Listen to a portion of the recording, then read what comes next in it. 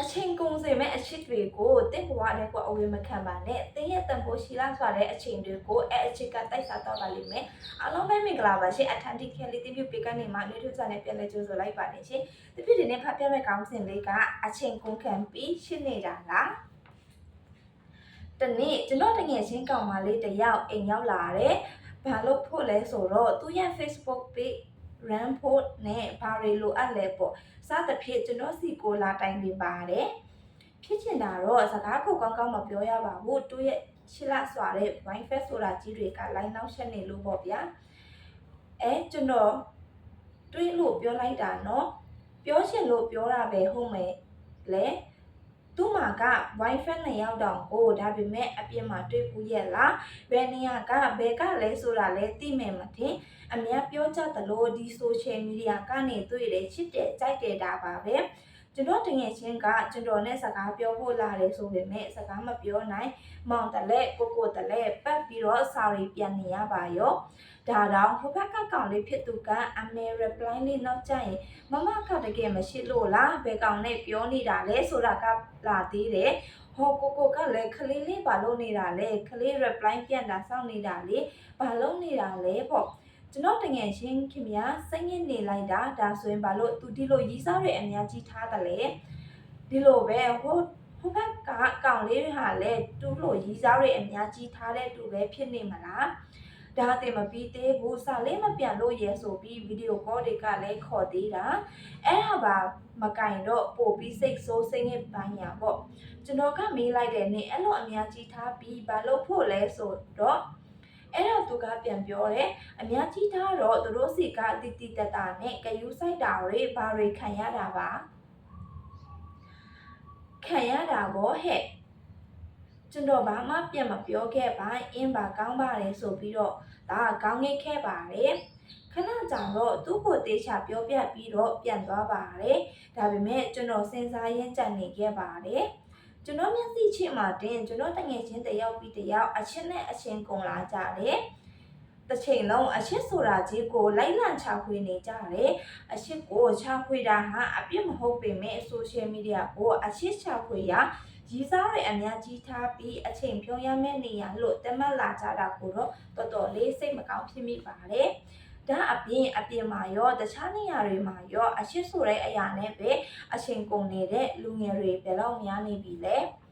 social media တွေပေါ်လာတာနဲ့အမျှလူငယ်တွေတချို့ဟာသူရ like အတွက်အကျိုးရှိစွာအသုံးပြုကြသလိုတစ်ဖက်မှာလည်းလူငယ်တချို့ဟာသူတို့ရဲ့ဘဝကိုပြတ်မှန်းမသိပြတ်သွားရလောက်အောင်ထိ social media ကိုဆွဲပြီးစောနာကအချစ်ဆိုတဲ့နေရာမှာအချိန်ဖြုံးလာကြတယ်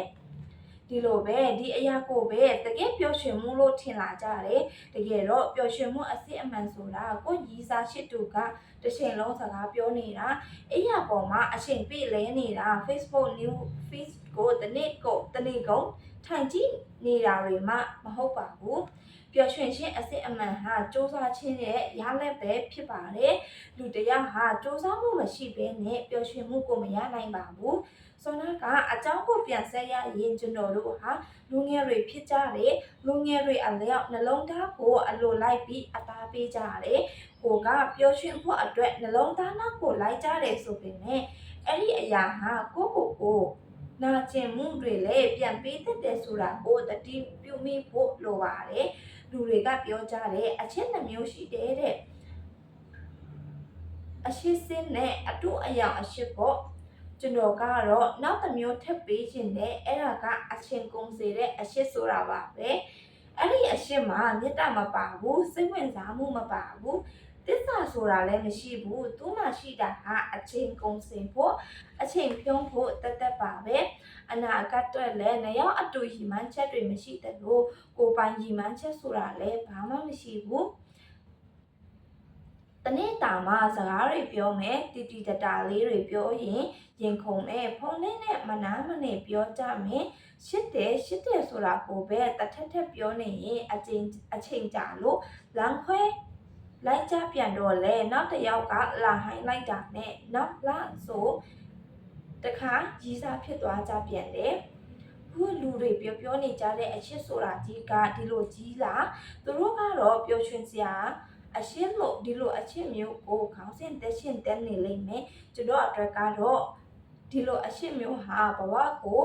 ဘာမှမသိကုန်သွားစေမဲ့အချစ်တစ်ခုလိုပဲအမိပေးပြရစေအရှင်ကုန်စေမဲ့အချစ်ကိုဘဝတဲ့အဝေမခံပါနဲ့တင်းရဲ့တန်ဖိုးရှိတဲ့အရှင်တွေကိုအဲ့ဒီအချစ်ကတိုက်စားသွားပါလိမ့်မယ်ဆိုတော့ဒီဗီဒီယိုကနေတစ်ခုခုရသွားလိမ့်မယ်လို့တင်ပြမျှော်လင့်ပါလေရှင်တင်ပြကိုယ်တိုင်ကတော့အဲ့ဒီနေရာကနေယုံထွက်နိုင်ပြီလို့ထင်ပါတယ်လွန်ခဲ့တဲ့2021တုန်းကလည်းတင်ပြကအဲ့လိုပဲအရှိကိုယူမိုက်ပြီးတော့ကိုစကားလာပြောတဲ့လူများရှိလို့စင်ဂုံယူစွာနဲ့မြောက်ကြွနေတတ်တာပေါ့နော်ဒါပေမဲ့အခုကတော့အဲ့ဒီကနေယုံထွက်ပြီးတော့တကယ်ပျော်ရွှင်မှုအစစ်မှန်ဆိုတာကိုယ်တိုင်ရှာတွေ့ခဲ့တယ်